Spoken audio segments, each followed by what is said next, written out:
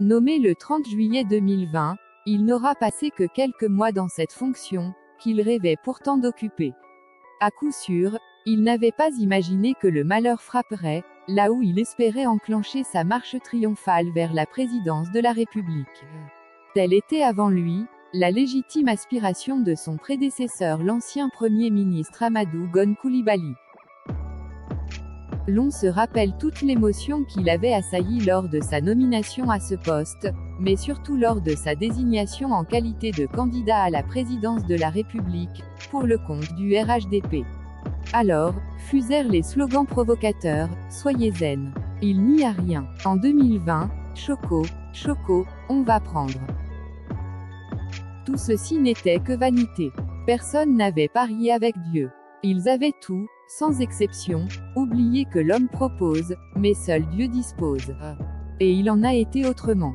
Le Premier ministre mourut à quelques 3 mois de l'échéance électorale.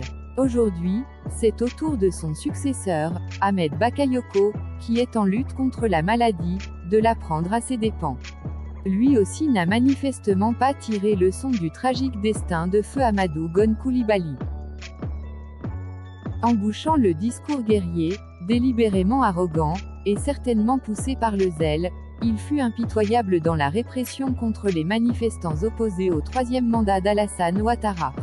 Voilà que le sort le rappelle à la triste réalité de la condition humaine, l'homme n'est rien. Seul Dieu est omnipotent. Alors, quand le président Ouattara déclare, pour rassurer son fils, Ahmed Bakayoko, qu'il n'y aura pas de Premier ministre intérimaire, il est loin de s'imaginer le soulagement qu'éprouvent tous les potentiels candidats à ce poste. En réalité, depuis l'annonce de l'évacuation en France d'Ahmed Bakayoko, en raison de son grave état de santé, tous les éventuels candidats, qui pourtant hier s'impatientaient de se voir nommés à cette fonction, ont été frappés d'effroi. Et si la primature était maudite? Il se murmure dans les rangs du RHDP, que tous ceux qui auraient le malencontreux désir d'occuper ce poste, se feraient servir du poison, car Téné Birahima Ouattara entend coûte que coûte jouer sa carte, à savoir devenir président de la République. Il ne peut accepter nulle concurrence. En effet, le poste de Premier ministre a toujours été considéré comme la rampe de lancement pour l'objectif ultime, devenir président.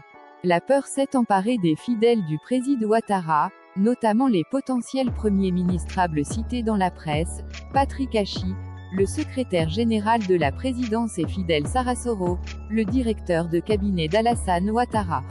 Cette frayeur est renforcée par les maladies et morts successives de nombreux collaborateurs d'Alassane Ouattara.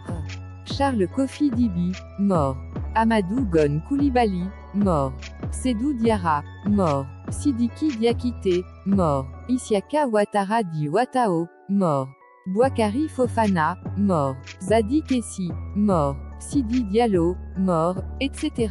Aoussou Jano, malade. Ahmed Bakayoko, malade. René Afine Kwasi, malade. Amadou Soumaoro, malade. Mais, on dit, en réalité, qu'il a été sacrifié pour la gloire sans fin du règne d'Alassane Ouattara sur le peuple ivoirien.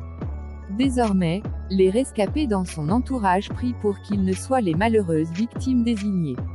Personne ne veut être candidat à la mort. Chris Yapi tient à informer le président Ouattara du sentiment profond que ses partisans n'osent lui avouer. Alors la team Youfat, ce sera tout pour cette vidéo les amis. N'hésitez pas de donner votre opinion en commentaire et abonnez-vous si vous êtes nouveau sur notre chaîne, en activant la cloche de notification pour ne plus rater mes prochaines vidéos. C'était Célédic de la team Youfat, à très vite pour une autre vidéo plus intéressante.